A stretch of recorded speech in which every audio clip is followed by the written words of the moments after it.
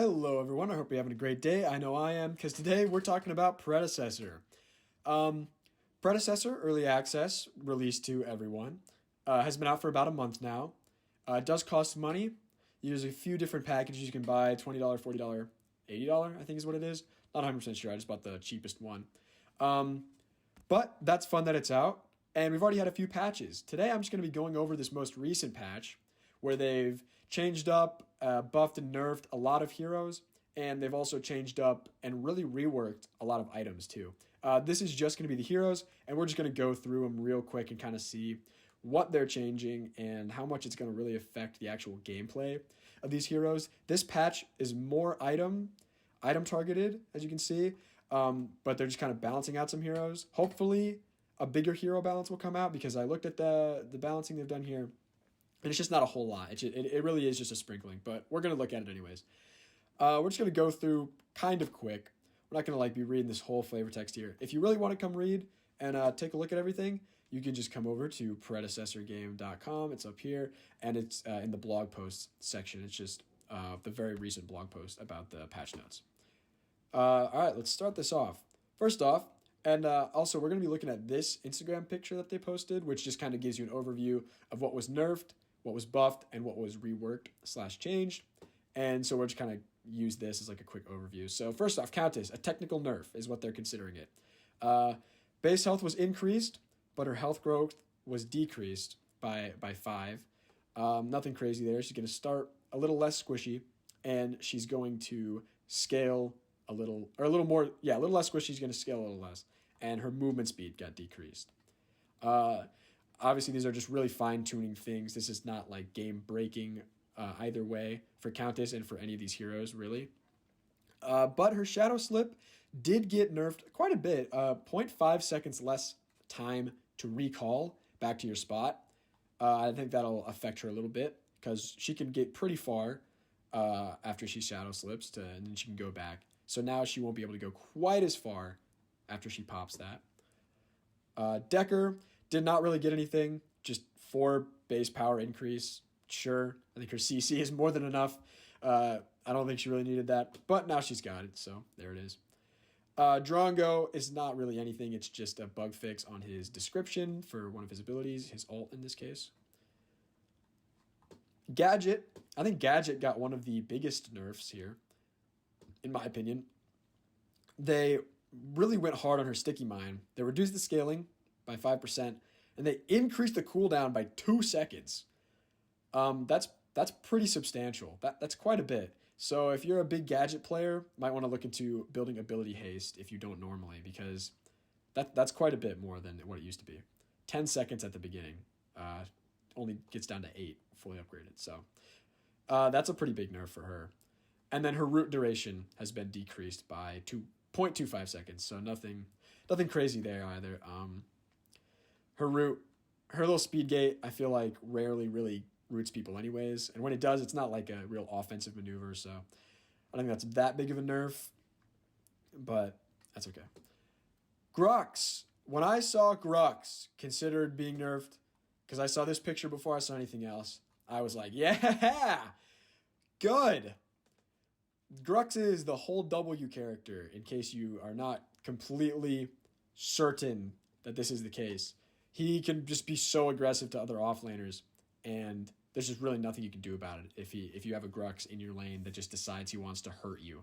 Unless you have your jungler who's just really sticking around trying to make sure you don't get just bullied off of your own lane by a Grux. He's just going to wipe the floor with pretty much any other offlaner. So a good Grux, obviously. If they're bad, Grux is not going to shine. But they did not really nerf him much. He has 20 less base health and 4 less base physical armor. If you read this, it's basically just saying we're trying to get Grux players to stop holding W. But I don't think that's going to really do anything. He's maybe a little easier to fight in the earliest game, but mid to late game, if Grux if he's just not feeding, he's gonna be good mid to late game if he's just laning, doing whatever there. So I don't think that's gonna affect him too much. Howitzer, they consider this a change. This seems like a pretty obvious nerf to me. the knockback distance on his mine was decreased. So it used to be, or not used to be, but well, yeah, you used to be able to get up from the river with this mine, which you no longer can, because they decreased your own knockback and the enemy knockback by 20%. So that's a pretty big nerf. I actually just played a game recently where the howitzer tried to get back into his lane, jumping up from river, and he couldn't because they nerfed it, and I killed him from it. So if you're a howitzer player, pay attention to that. Don't try and jump out from the river thinking you're going to escape, because you won't, and you will die. So that seems like a pretty substantial nerf to me. I don't think it's going to be anything too crazy, though. It just kind of reduces where he can jump to a little more. I think it's still very effective when you're using it in an escape scenario. Nothing super insane with that. Kalari got a bit of a nerf, a pretty big one on the death mark. They increased the base damage of it, but they decreased the scaling by 7%. It's like one of the bigger ones. It just kind of means she won't scale quite as well in like the later game and like the mid game, and especially getting those first two items, because she can really assassinate people with the death mark once she builds in like a full item or two, which is what it mentions here. But I think Kalari will be just fine. They decreased the base damage of her ultimate as well by 30 in final upgrade. But once again, this scaling hasn't changed. So mid-late game, when she's building up, I mean, you're not even going to notice the less 30 damage, I don't think. I think she's still going to be doing some insane damage. Chimera, nothing, just a little bug fix of the description. It's 2.5 seconds. Apparently it's at 3 seconds on his Spirit Regen passive. So nothing there. Narbash, buddy got a little buff. Happy about that. Narbash definitely feels like the weakest support, in my opinion. I rarely see him played, and when I do, I usually am just really controlling the lane as my own support, and I'll usually be playing like Richter or someone like a tank, Richter or Steel. And I usually feel like I have no problem just bullying Narbash and his carry out of the lane or getting the kills on him, especially with how many anti-heal items are available and how good they are. A lot of the anti-heal items, like Tainted Rounds, are not just anti-heal. They have a lot of other properties too. So they're just a good thing to build, especially if they have a Narbash or a Chimera. So I think that's really good that they're focusing more on his healing, so that way he can still make a difference if you're having to deal with a lot of tainted items that are anti-heal focused. So that's fine with me. More healing, more power to him. This scales with health, so he's just going to be a big tanky boy. Sevarog. Yeah, I would say Sevarog is hard to offlane with, especially if you have a Grux coming in and just going ham on you. So he's going to be a little tankier at the start by 10. Not a whole lot. But this minion healing is what you really want to look at. That's his Q, his Siphon, which stacks. Every time he gets a kill, he gets more health, and the Q does more damage. So it also has a little bit of lifesteal on it. And so they increased the lifesteal on minions to 15% from 10%. I think that's going to help them a lot.